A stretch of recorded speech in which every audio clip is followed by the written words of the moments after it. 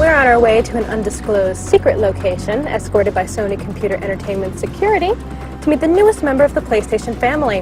With the formal announcement at this year's E3, everyone wants to get their hands on the new PSP GO. And that's exactly what we're going to do.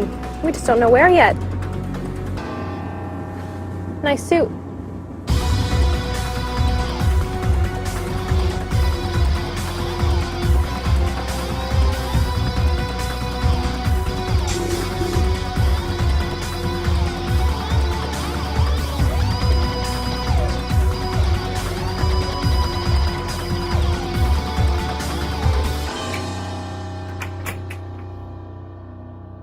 Over here.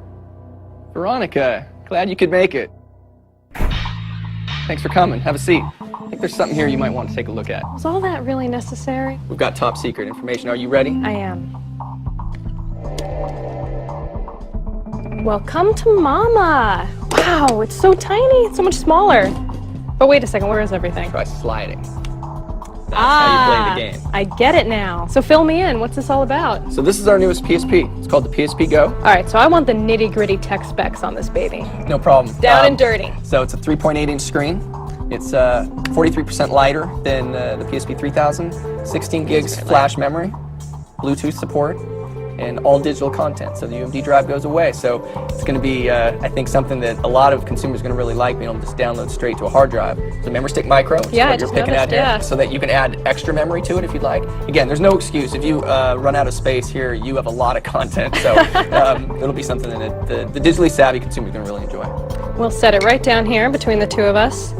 So tell me more about the digital content. I mean, is it mainly going to be games, or are there going to be TV shows and movies as well? Yeah, so there'll be a mixture. So, you know, a lot of the emphasis will be on games, and I think a lot of the people buying it initially will say, I just want to buy games, and there's games like Gran Turismo that are being announced at E3, and Little Big Planet we announced before, and Jak and Daxter, and there's even a new Metal Gear Solid coming. So all of those games will be available. But then there's movies, and all the first-run movies that you can rent or buy through the PlayStation Network, and TV shows, as you mentioned, as well. So you can bring so much content over with you and fill it up on that 16 gigs flash memory. Well, since it is called the PSP GO, I imagine it would work with remote play as well. Integration with PS3 is very important to us, and it works just like PSP 3000, and that's a growing use. A lot of people like to be able to take their content from their PS3 with them on the go. What are the main differences between this and the PSP 3000? The first is the onboard memory, the flash memory, 16 gigs of space. There's Bluetooth support as well, so if you have a Bluetooth headset, you can actually tether it to your cell phone as well. But ultimately, it's the portability, and bringing that content with you in a smaller form factor.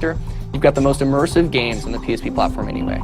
Now you've got a smaller unit to do it with. Is this going to replace the PSP 3000, or can you still get one of those if you want to? It won't replace the 3000. We're going to keep them both on the market. So if you're a consumer and you say, you know what, I really like tangible products, I like the disc, you can go out and get the 3000 and purchase UMD discs and movies and games with that.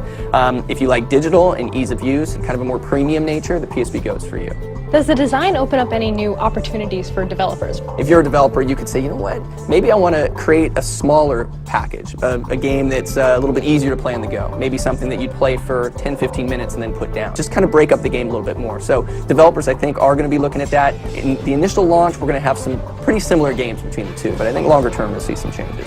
There have been a lot of rumors about the future of the PSP, and this device in particular has been very cloaked in secrecy for the past few months. Why this? Why now? Well, I think it's relevant. I think in this particular case, we always look to push innovation. For us, we wanted to get into digital and really kind of meet the needs of our consumer.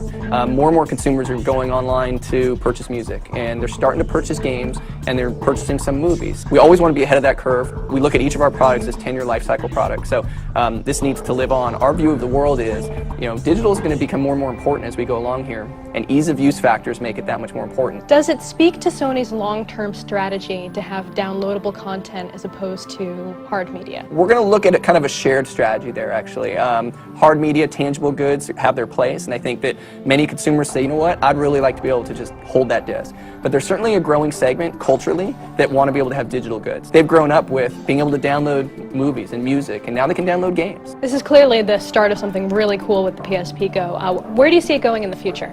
There's a lot of back-end service and support that we'll be putting against it that I think will really excite the base. There's obviously all the games that are coming from discs that'll be available on PlayStation Network, but it's also new IP, new product, new games that are available, only for download. Our focus is really on working with developers, ensuring that they look at the usage model for the Go, and then looking at the services that are going to be available and kind of accentuating those services for how someone would use Go.